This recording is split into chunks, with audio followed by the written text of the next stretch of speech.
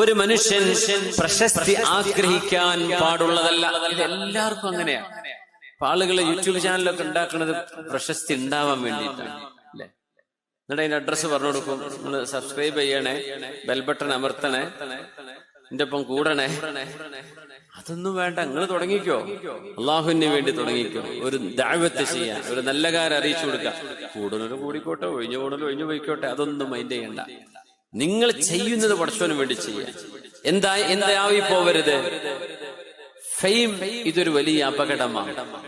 ഇപ്പൊ നമ്മ ചെറുപ്പക്കാരിലും അല്ലാത്തവരിലും ഒക്കെ കണ്ടുവരുന്ന വലിയൊരു ഡേഞ്ചറാണത്. എന്തെങ്കിലും പോസ്റ്റ് ഇട്ട് കഴിഞ്ഞാൽ നേരം വെളുക്കോളം നോക്കിയിരിക്കുക, എത്ര ലൈക്കായി എത്ര ഷെയർ ചെയ്തു. അതൊന്നും ഉറക്കില്ല. നേരം വെളുക്കോളം എന്റെ പോസ്റ്റിന് ആരൊക്കെ ലൈക്ക് ചെയ്തു, ആരൊക്കെ തുറന്നു നോക്കി. ഇപ്പൊ വാട്സപ്പിലൊക്കെയാണ് ഇപ്പൊ സ്റ്റാറ്റസ് വീഡിയോ അല്ലെ, സ്റ്റാറ്റസ് ആരൊക്കെ നോക്കി. അതൊരു അസുഖമാണ്. ഇതൊരു അസുഖമാണ്. ഇത് ഫെയിമിന്റെ അസുഖം തന്നെ പറയാം. ഫേമസ് ആവാനുള്ള അസുഖം. ഞാൻ അറിയപ്പെടണം, എന്റേതെല്ലാവരും കാണണം, എന്റേതെല്ലാവരും കേൾക്കണം. ഇതൊരു വലിയ അസുഖമാണ്. അള്ളാഹു ശിഫ കൊടുക്കട്ടെ.